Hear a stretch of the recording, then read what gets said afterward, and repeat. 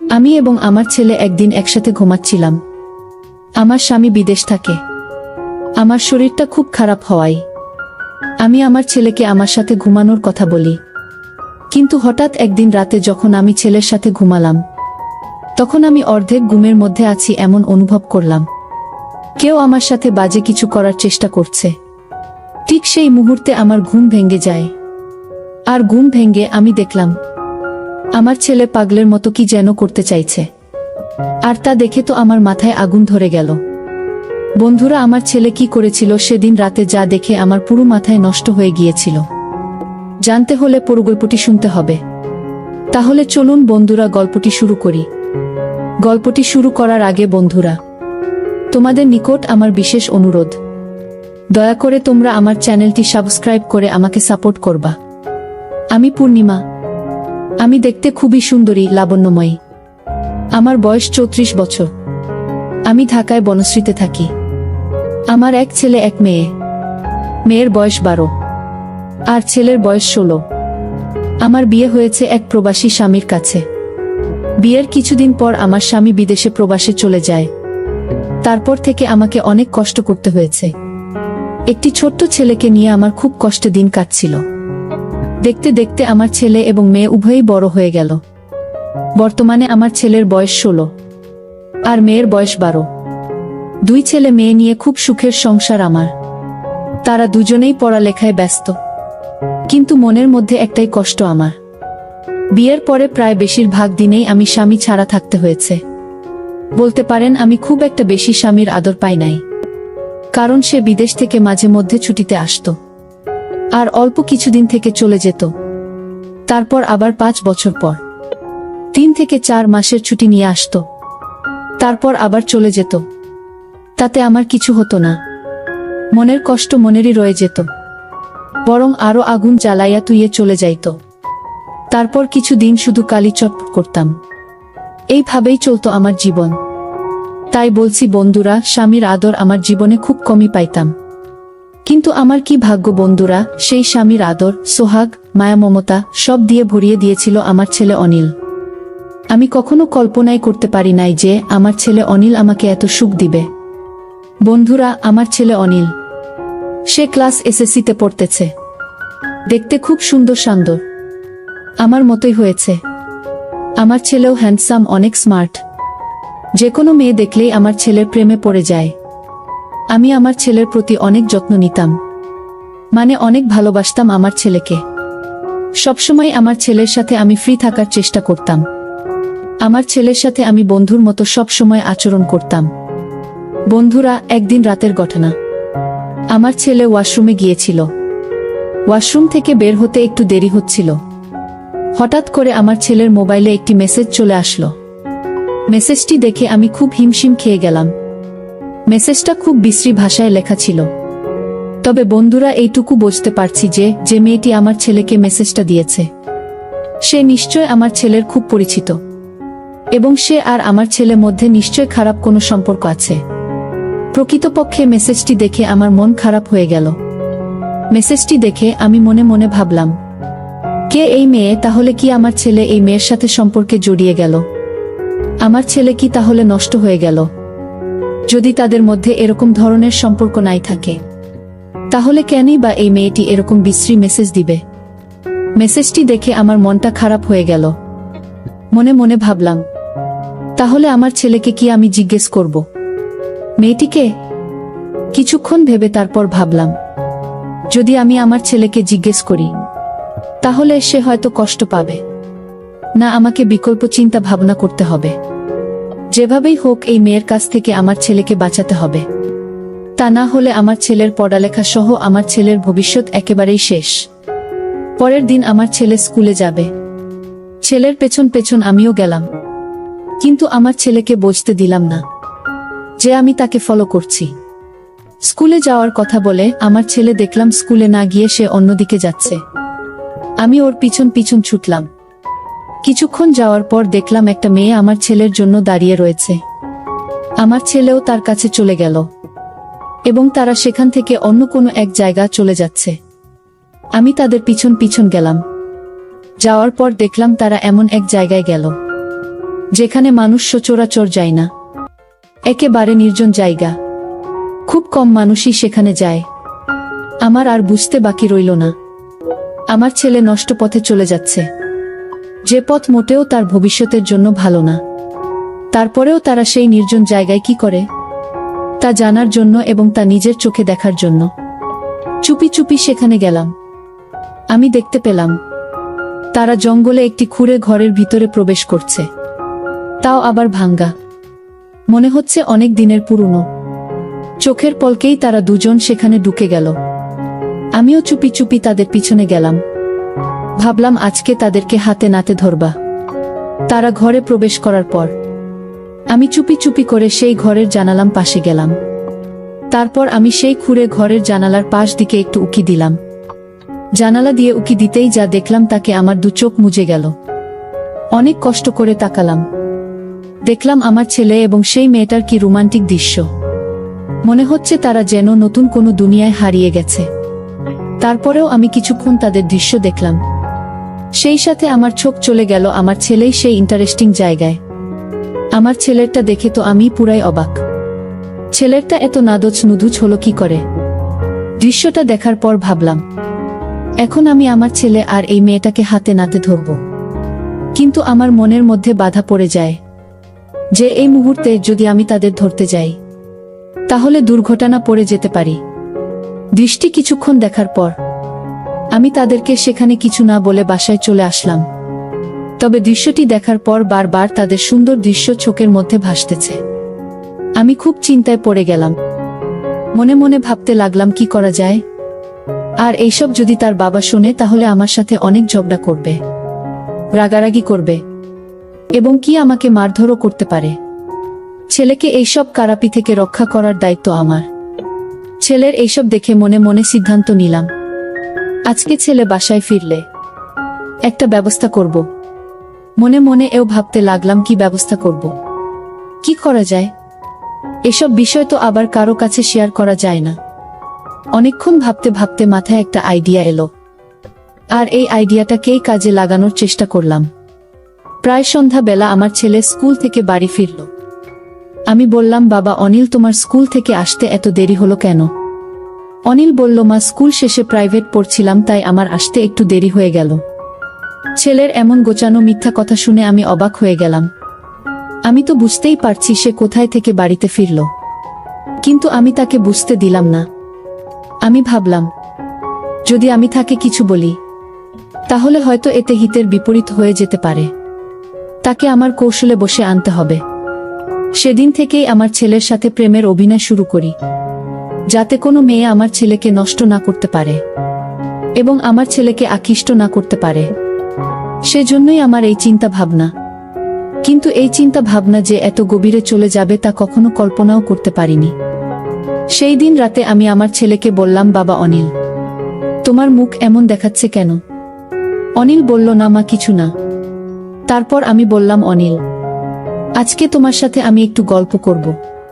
অনিল বলল, মা কিসের গল্প? আমি বললাম, অনিল, তোমার সাথে আমার অনেক কথা আছে, চলো আজকে আমরা আগে একটু গল্প করি, তারপর কথা বলি। আর সেই সাথে আমি নিজেকে একটু অন্যরকম ভাবে উপস্থাপন করলাম, যাতে সে আমাকে দেখে আকৃষ্ট হয়। আমি তার সাথে ওপেন ভাবে চলার চেষ্টা করলাম। তারপর অনিল দেখছি মাঝে মাঝে আমার দিকে তাকাচ্ছে, আর কি যেন ভাবছে। তারপর তার সাথে আমি অনেকক্ষণ গল্প করলাম। গল্পের করতে এক সময় আমি অনিলকে বললাম, বাবা আমার গা খুব ব্যথা করছে, একটা মেসেজ করে দাও। আমার কথা শুনে অনিল আমার দিকে হা করে চেয়ে রইল। অনেকক্ষণ ছেলে সেবা পেয়ে আমার ঘুম ঘুম ভাব পেল।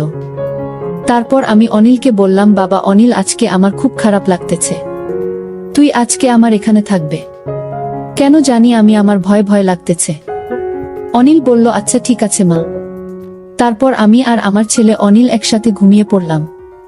রাত যখন গভীর হলো তখন আমি বুঝতে পারলাম কেউ যেন আমার সাথে চুপি চুপি অন্যরকম কিছু করার চেষ্টা করছে। অনেক দিন পর কারো এমন অবস্থা অনুভব করতে পেরে আমার ঘুম ভেঙে গেল। আমি বুঝতে পারলাম নিশ্চয় আমার ছেলে অনিল, কারণ আমার রুমে তো অনিল ছাড়া আর কেউ নাই। তারপরেও আমি ঘুমের ভান ধরে পড়ে রইলাম, বুঝতে দিলাম না আমার ছেলে অনিলকে। মনে মনে ভাবলাম দেখি অনিল আমার সাথে কি করে। কিছুক্ষণ পর অনিল ভাবল, হয়তো আমি ঘুমিয়ে পড়েছি। সে তার ইচ্ছা মতো বিভিন্নভাবে আমার সাথে বিভিন্ন রকম অদ্ভুত আচরণ করা শুরু করলো।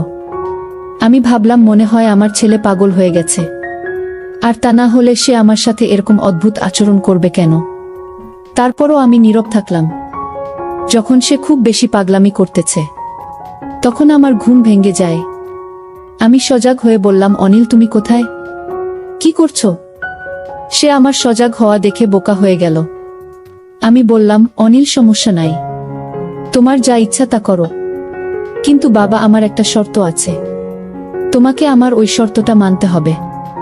তখন অনিল বলল, মা কি শর্ত শুনি। তখন আমি বললাম, অনিল আজকে আমি দেখলাম তোমাকে, তুমি একটা মেয়ের সাথে একটা জায়গায় গেছো, যেখানে তুমি গিয়েছিলে সেই জায়গাটা ভালো না, তবে তোমাকে কথা দিতে হবে তুমি আর কোনোদিন সেই জায়গায় যাবে না। এর বিনিময়ে তুমি আমার কাছে যা চাইবে তাই পাবে। বাচ্চা ছেলেদের মতো আমার সাথে মাথা নাড়াতে নাড়াতে বলল, আচ্ছা ঠিক আছে মা, আমি আর কোনোদিন সেখানে যাব না। তারপর আমি বললাম, অনিল আমি বুঝতে পেরেছি, তুমি বড় হয়েছ, তোমারও চাহিদা আছে, যদিও আমরা তোমাকে এখন বিবাহ করাতে পারবো না। যতদিন আমরা তোমাকে না বিবাহ করাবো ততদিন তুমি আমার মাধ্যমে তোমার কাজ চালিয়ে যাবে। সব কথার এক কথা হচ্ছে, এক কথায় তোমাকে ওই রাস্তা থেকে ফিরে আসতে হবে। তখন অনিল বলল, আচ্ছা ঠিক আছে মা। তারপর আমি আমার ছেলেকে বললাম, অনিল তুমি তোমার কাজ শুরু করো। মাত্র 16 বছর বয়সের ছেলে, তারপরও গায়ে প্রচুর শক্তি। আমার 16 বছরের ছেলের কাজ করার এত কৌশল দেখে আমার মাথা ঘুরে গেল। মনে হলো যেন আমি জীবনের সমস্ত সুখ খুঁজে পেয়েছি। কি বলবো বন্ধুরা, আমার ছেলের এই ব্যাপারে এত কৌশল জানে তার আমার কল্পনার বাইরে। মনে মনে ভাবলাম, ছেলে তো দেখি তার বাপের চাইতে আরো 10 গুণ বেশি পাওয়ারফুল। কি বলবো বন্ধুরা, সেদিন মনে হয়েছিল আমি নতুন কোনো সুখের ভুগ্নে হারিয়ে গিয়েছিলাম। সে এরকম কৌশলেই ব্যবহার করেছিল, তা আমি আগে কখনো কল্পনাও করতে পারি না। তার একদিনের কাজের ফলে প্রায় 1 সপ্তাহ পর্যন্ত আমি খারাপ অবস্থায় ছিলাম। তারপর প্রতিদিনই আমার ছেলে অনিল এবং আমার এক অন্যরকম মাস্তি হতো, যে মাস্তির রহস্য আজও পর্যন্ত কেউ জানে না। কিন্তু সত্যিকার অর্থেই আমার ছেলের ভালোবাসা পেয়ে আমি যে এতদিনের ক্ষুধার্ত ছিলাম, আমার যে অপূর্ণতা ছিল, সব আমার ছেলে পূরণ করে দিয়েছিল। বন্ধুরা, মনের টান এবং চাহিদা অনেক সময় জাত পাত কুল কিছু মানে। সে শুধু তখন উষ্ণ চোয়া, যা পেলে সে তখন হয়ে যায় চিরশান্ত। পরিশেষে বন্ধুরা, আমি তোমাদেরকে বলবো, এই কাজটি করাতে আমার 2টি উপকার হলো। এক হলো আমি আমার অতৃপ্ত ভালোবাসাকে তৃপ্ত দিতে পেরেছিলাম। 2 হলো আমার ছেলেকে খারাপ রাস্তা থেকে ফিরিয়ে আনতে পেরেছিলাম। যাই হোক, এখন আমার ছেলেই আমার সব, আমার সুখ, আমার শান্তি, আমার দুনিয়া, আমার বেঁচে থাকার অবলম্বন। বন্ধুরা, আজকে এই পর্যন্তই। গল্পটি তোমাদের কেমন লাগলো তোমরা অবশ্যই কমেন্ট করে জানাবা। আমি আবার আসব তোমাদের মধ্যে নতুন কোনো মজাদার গল্প নিয়ে।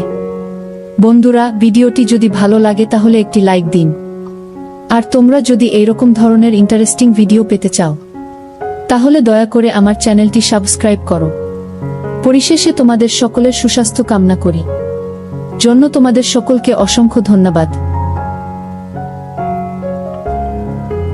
তখন সিয়াম বলল, আমার জন্য তুমি শুধু শুধু জেগে থাকবে কেন? কাল থেকে আমি পড়ার ঘরটাই ঘুমাবো, আর নানা নানিকে যখন খাবার দাও তখন আমাকেও ডাক দিও, ওই সময় আমিও খেয়ে নেব। আমি বললাম, সন্ধ্যা রাতে খেয়ে নিলে রাত জেগে পড়তে পড়তে ক্ষুধা লাগবে যখন, তখন কি খাবে? আর তাছাড়া এত বড় ঘর থাকতে তুমি ওই ঘরে ঘুমাবে কেন? আমি কি কখনো বলেছি তোমার জন্য আমার সমস্যা হচ্ছে? তুমি কি বাহিরের কেউ? তুমি তো আমাদের নিজেদের মানুষ, তোমার জন্য এইটুকু করতে পারবো না? সিয়াম বলল, ঠিক আছে মামি, অনেক রাত হয়েছে, এবার ঘুমাও, এই ব্যাপারে সকালে তোমার সাথে আলাপ করব। এটা বলেই সিয়াম সোজা তার বিছায় গিয়ে শুয়ে পড়ল, আর আমিও আমার রুমে চলে আসলাম। তবে আর যাই হোক, আজ প্রথম সিয়াম আমার সাথে এত কথা বলেছে, কিন্তু একবারও আমার চোখের দিকে তাকায়নি। এখন সকাল 8টা, সিয়াম এখনো ঘুম থেকে ওঠেনি। কাল অনেক রাতে ঘুমিয়েছে, তাই একটু বেশি ঘুমাচ্ছে। এমনিতে প্রতিদিন সকাল 6টার সময় ঘুম থেকে উঠে উঠোনে হাঁটাহাঁটি করে। সিয়ামকে কখনো সকালে পড়তে দেখিনি, সিয়ামকে ডাক দিতে হবে কারণ 10টায় ক্লাস আছে। তাই সিয়ামকে ডাক দিলাম। সিয়াম, সিয়াম ওঠো, 8টা বাজে, কলেজে যাবে না? সিয়াম বলল, কয়টা বাজে? 8টা। 8টা বাজে বলতেই লাফিয়ে উঠল। তারপর গোসল করতে গেল। মিনিট 10 মধ্যে গোসল শেষ করে নাস্তা খেয়ে সোজা কলেজে চলে গেল। এরপর ঠিক 2টার সময় কলেজের ক্লাস শেষ করে বাসায় ফিরল। মাঝে মধ্যে অবশ্য 12টা 1টার দিকেও চলে আসে। পড়ার ঘরে বই খাতা রেখে গোসলখানায় হাত মুখ ধৌত করতে গেল। এদিকে আমি খাবার নিয়ে বসে আছি। সিয়াম ঘরে আসলো। তারপর আমার দুজনে একসাথে দুপুরের খাবার খেলাম। খাবার খাওয়ার সময় কোনো কথা হলো না। শুধু জিজ্ঞেস করেছিলাম কলেজে ঠিকমতো ক্লাস হয় কিনা। বাচ্চা ছেলের মতো মাথা নেড়ে শুধু বলেছিল হ্যাঁ, শুধু এইটুকুই। খাবার খেয়ে সিয়াম তার পড়ার ঘরে গিয়ে শুয়ে রইল। সিয়াম অবশ্য দিনের বেলা ওই ঘরটায় ঘুমায়। সন্ধ্যা হয়ে গেল। সিয়াম ঘুম থেকে উঠছে না। আমি পড়ার ঘরটায় গিয়ে সিয়ামকে ডাক দিলাম। আমার ডাক শুনে ঘুম থেকে উঠে বিছানায় বসল। আমার দিকে তাকিয়ে বলল, কি হয়েছে? ডাকছো কেন মামি? আমি বললাম, না কিছু না। সন্ধ্যা হয়ে গেল, তুমি এখনো ঘুমাচ্ছ, পড়তে বসবে না? সিয়াম বলল, সন্ধ্যা হয়ে গেছে নাকি? দেখি কয়টা বাজে। সিয়াম পড়ার টেবিলে রাখা তার হাত ঘড়িটায় টাইম দেখে গোসলখানায় হাত মুখ ধৌত করার জন্য চলে গেল। আমি তার পড়ার ঘরটাই বসে রইলাম। হাত মুখ ধৌত করে সিয়াম পড়ার ঘরে আসলো। আমার দিকে তাকিয়ে বলল, তুমি এখনো এখানে কি করো? রান্নার কাজ শেষ? আমি বললাম, সেই কখন শেষ করেছি।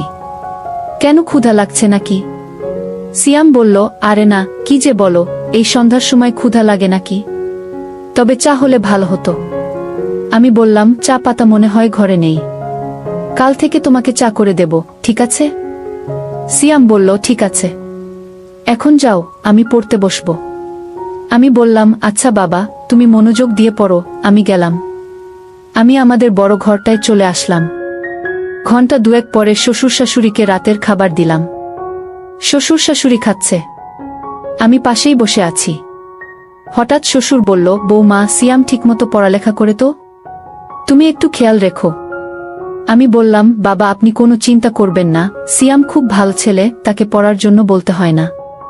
সে নিজেই নিজের পড়া শেষ করে নেয়। শ্বশুর বলল, তা জানি, কিন্তু তারপরেও আমাদের দায়িত্ব আছে না? আমি বললাম, সিয়ামকে নিয়ে আপনাদের কোনো চিন্তা করতে হবে না, আমি সারাক্ষণই তার সাথে সাথে আছি।